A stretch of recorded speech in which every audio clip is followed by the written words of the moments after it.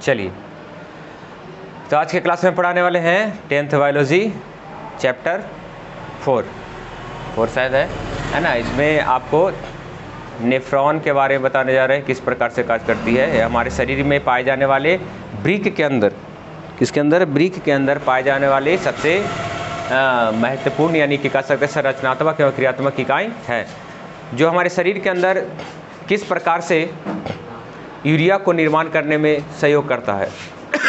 तो यूरिया बनाने की जो क्रिया है ये हमारे नेफ्रॉन में पाए जाने वाले सूक्ष्म नुमा है ना, जो करीब 10 लाख से अधिक संरचना में पाई जाती है, जिसे बोला जाता है नेफ्रॉन है ना। इस चीज़ को हम पूरी तरह से, इसकी क्रियाविधि किस प्रकार से कार्य करता है, इस पूरी प्रोसेस को हम जानेंगे।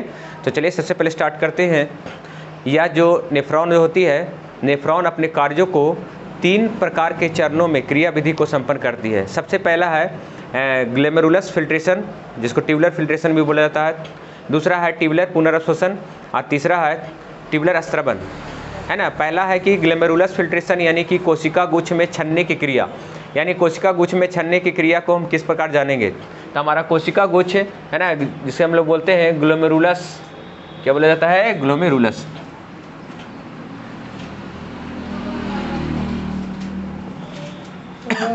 ग्लोमेरुलस या कोशिका गुच्छ कहा जाता है ना।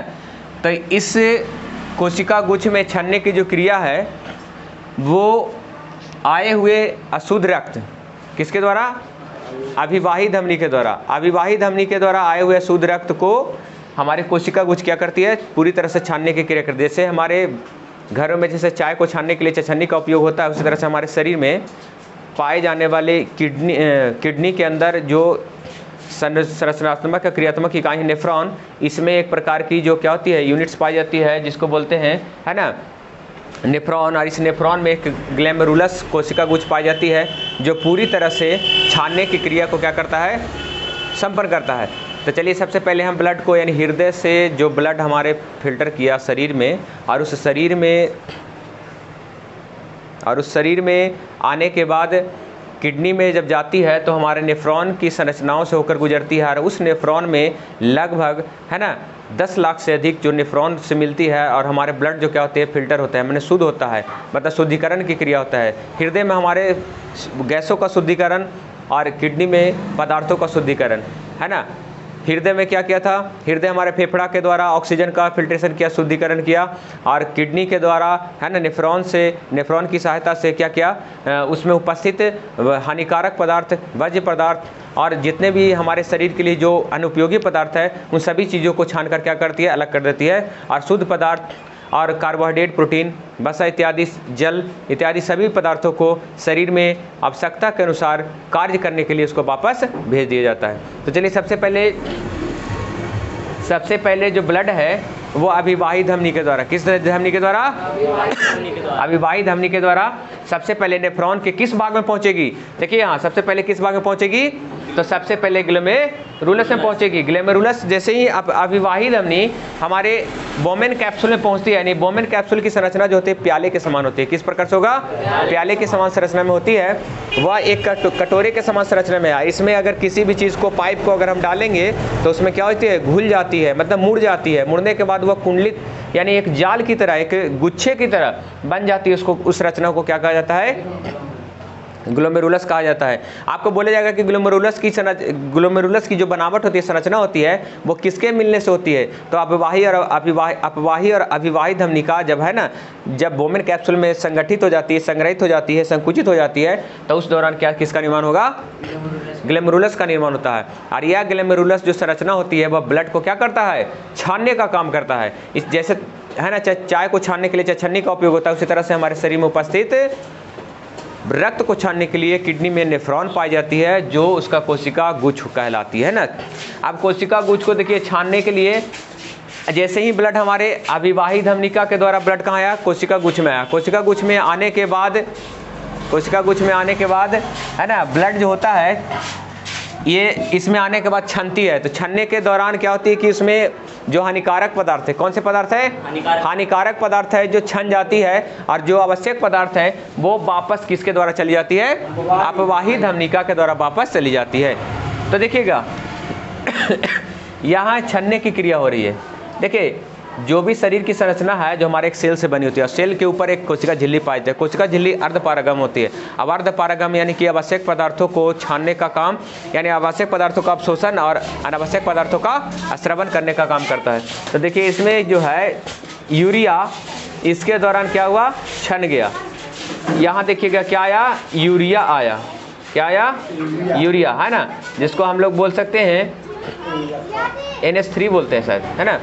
यूरिया जो होती है NH3 अमोनिया के रूप में यूरिया आ गया, है ना। अब इस पूरी संरचना को, इस पूरी संरचना में जो पाए जाने वाली नली है, कौन सी नली है, समीपस्थ कुंडलित नली। इस नली से होते हुए यूरिया हमारा कहाँ पहुँचेगी, हेनेल्स चाप में पहुँचेगी। हेनेल्स चाप, है ना, हेनेल्स साहब एक वैज्ञानिक थे जो अपने ही अनुसार, अपने ही, है ना, खोज के दौरान उस नली को हेनेल्स चाप या लूप का नाम दे दिए, है ना।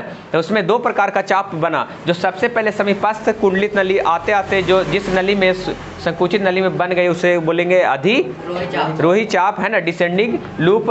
और दूसरा बार जब ऊपर फिर से पुनः वही नली जब वापस फिर पुनः उसी अवस्था में आ जाएगी, तो उसके पहले वाली चाप को क्या बोलेंगे, अवरोही चाप, असेंडिंग लूप कहा जाता है। चलिए यहाँ आने के बाद यूरिया के साथ कुछ ऐसे पदार्थ आ गए थे, यानी कहने के बाद यहाँ पर फिल्ट्रेशन की क्रिया, यहाँ इतना घुला हुआ है ना कि यहाँ प्रेशर बढ़ गया। देखिए तो ये इसका नली मोटा है कि पतला, और इसका तो बताइए, जब ज़्यादा प्रेशर वाला, जब ज़्यादा मोटा पाइप से पानी आएगा और पतला से होकर गुजरेगा तो उसमें पतला में प्रेशर ज़्यादा होगा, फट भी सकता है। तो इसलिए कह सकते हैं फटा नहीं है, इसमें प्रेशर ज़्यादा बढ़ गया। प्रेशर ज़्यादा बढ़ने से क्या होता है ना कि जो चीज़ नहीं छनना चाहिए, मान ले चाय बना दिए, है ना, कोई अतिथि लोग आए हुए, उसको देने के लिए जल्दी जल्दी ऐसे करके हाथों से छनिए में घुला देते हैं।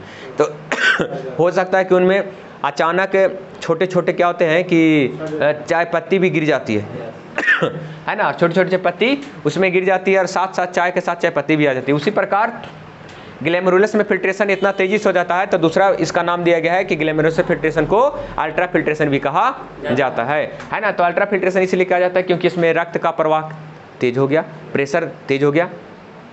तो यूरिया के साथ साथ कुछ क्या हो जाते हैं, है ना, यूरिया के साथ साथ कार्बोहाइड्रेट आते हैं। क्या जाते हैं, कार्बोहाइड्रेट आ जाते हैं। C6H12O6 आ जाता है, यानी कि ग्लूकोज आ जाएगा, है ना, और अधिक मात्रा में जल भी आ रहा है इसके साथ।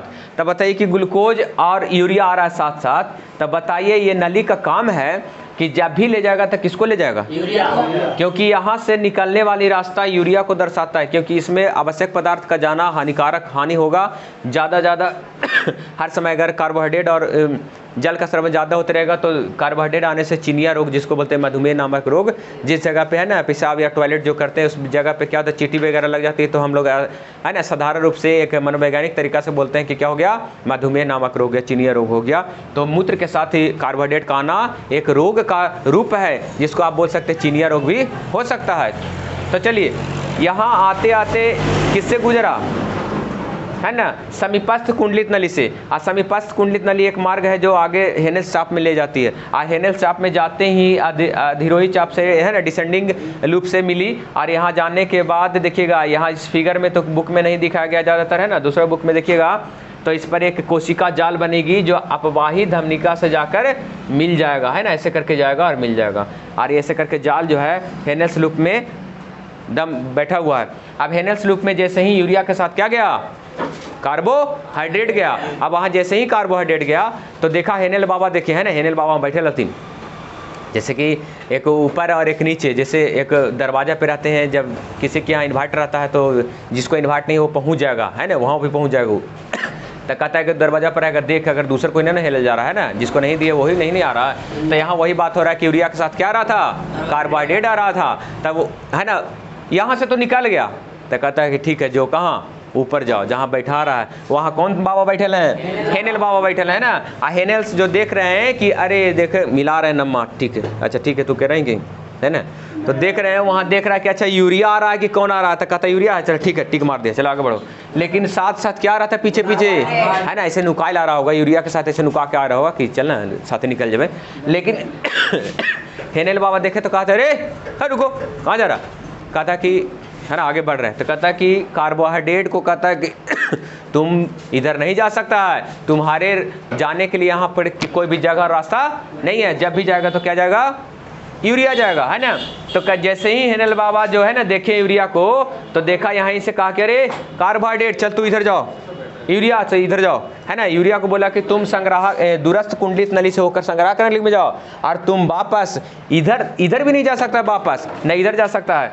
कहें कि देखिए आगे जब इधर से आ रहा है तो इसकी मात्रा इधर और आ रहा होगा, तब वापस अब इधर से आ रहा है तो इधर से जाएगा तो विरोध होगा ना, जाने का उसको तो उतना क्रिया नहीं है, वापस तो जा नहीं सकता है। इसलिए कहते हैं कि हेनल बाबा की रुकिए, है ना। हेनल जो चाप के जो है उस जगह से क्या होती है, रक्त कोशिकाएं लगी होती है, कौन से नली से, अपवाही धमनी से, और यहाँ से कार्बोहाइड्रेट वापस क्या होता है उस रक्त नली में प्रवेश हो जाता है। कहता है कि तो हम शॉर्ट रास्ता बताओ इधर। अब वोमेन कैप्सूल में कहाँ जाएगा उतना दूर, है ना। यहीं पर से तुमको रक्त कोशिका में भेज देते हैं और तुम डायरेक्ट कहाँ पहुँच जाएगा, अपवाही धमनी में, जो पुनः शरीर में वापस हृदय में जाएगा, फिर पंप करेगा, सभी जगह पे फैल जाएगा। इस अनुसार क्या होता है कि पूरी तरह से ग्लूकोज और जल को अधिक जो मात्रा में आ रहा था उसको छान लिया, तो दोबारा छानना क्या कहला है, पुनः छानना, पुनर्शोषण। अरे किसी भी कार्य को कर रहे हैं तो दोबारा क्रिया करते हैं तो पुनः बोल दिए, पुनः ये क्रिया को दोहरा दिया। तो उसी तरह से छन्ने की क्रिया यहाँ हो रहा था, लेकिन दोबारा यहाँ फिर हो गया छन्ने की क्रिया, तो दोबारा छन्ने की क्रिया कर दिए, पुनर्अवशोषण की क्रिया कहा जाता है। क्या कहा जाता है, पुनर्अवशोषण की क्रिया कहा जाता है ना। क्वेश्चन आ सकता है कि पुनर्अवशोषण की क्रिया कहाँ होती है, तो हेनल चाप और रक्त कोशिका के बीच होती है ना। तो चलिए, पुनर्अवशोषण में आवश्यक पदार्थों का अवशोषण कर लिया, क्या, कार्बोहाइड्रेट और कुछ जल की मात्रा को अवशोषण कर लिया। लेकिन जो बच गया, जो बचा हुआ चीज़ जिसको जाना है वो तो जाएगा कौन। अब यहाँ से कहता है कि हेनल बाबा कह दिए, बाबू रे यूरिया, है ना, तुम ही जा सकता है, क्योंकि इधर से जाने का रास्ता किसका है, यूरिया को है। और पूरी तरह से यूरिया क्या हुआ, इधर छन गया तो पहुँच गया किस नली में, दूरस्थ कुंडलित नली में। और यह दूरस्थ कुंडलित नली चली जाती है लेकर उस यूरिया को संग्राहक नली में। सॉरी, बहुत खांसी बहुत कस के हो लीजिए। देखिए ये जो संग्राहक नली है इसमें यूरिया चला गया, और वो यूरिया संग्राहक नली का कहाँ पहुँचा देती है, मूत्रवाहिनी में। और मूत्रवाहिनी से मूत्राशय में, या मूत्राशय से मूत्रमार्ग के द्वारा शरीर से बाहर निकल जाना ही नलिका स्रवण कहलाता है ना। पूछेगा कि नलिका स्रवण क्या किसे कहते हैं, तो इस नलिकाओं के द्वारा, है ना, संग्राहक नली से मूत्रवाहिनी से मूत्राशय में, मूत्राशय से मूत्रमार्ग से होकर हमारे शरीर से बाहर निकल जाना क्या कहलाता है, नलिका स्रवण कहलाती है। स्रवण मतलब निकल जाना, हमारे शरीर से बाहर निकलना स्रवण कहलाती है।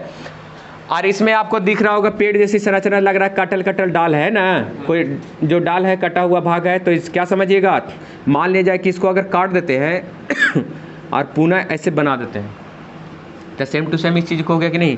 तो एकदम दिमाग में रखिएगा कि जो कटा हुआ संग्राहक नली में जो भाग है, यही जो भाग है, क्योंकि ऐसे ऐसे 10 लाख से अधिक संरचना क्या है, नेफ्रॉन कहा है यार। यही ऐसे ऐसे नेफ्रॉन यहाँ से भी एक और लगा रहेगा, ऐसा नेफ्रॉन इधर रहेगा, ऐसा नेफ्रॉन इधर रहेगा, है ना। इधर भी एक ऐसा नेफ्रॉन, इधर भी एक ऐसा, इधर भी, और नीचे बहुत बड़ा और ऊपर जाएगा। तो लगभग ऐसे ऐसे संरचनाएं होती है हमारे किडनी में, हमारे वृक्क में लगभग 10 लाख से अधिक नेफ्रॉन पाई जाती है। तो इस प्रकार से छन्नी की क्रिया प्रोसेस खत्म। देखिए तो कितना सिंपल शब्द में हो गया, छन्नी की क्रिया, है ना। तो बोल सकते हैं 3 प्रकार से, है ना। नेफ्रॉन में पाए जाने वाले जो वृक्क में पाए जाने वाले जो सबसे आधारभूत इकाई है नेफ्रॉन, है ना। वृक्क में पाए जाने वाले सबसे आधारभूत इकाई नेफ्रॉन। और नेफ्रॉन में जो पाए जाने वाली जो छन्ने की क्रिया होती है कितने चरणों में होती है, 3 चरणों में होती है। कौन कौन, है ना, ग्लोमेरुलस फिल्ट्रेशन, पुनर्अवशोषण और नलिका स्रवण। ये 3 प्रकार की क्रिया के दौरान हमारा वृक्क क्या करती है, पूरी से पूरी तरह से ब्लड को फिल्टर कर देता है, किसके द्वारा, है ना, रक्त के माध्यम से। और किस से अलग कर देता है, तो हानिकारक या अपशिष्ट पदार्थों से अलग करने का कार्य करता है। फेफड़ा में हमारे रक्त के साथ गैस का शुद्धिकरण और किडनी में रक्त के साथ पदार्थों का शुद्धिकरण होता है। इस पूरी प्रक्रिया को, है ना, क्या बोलेंगे, उस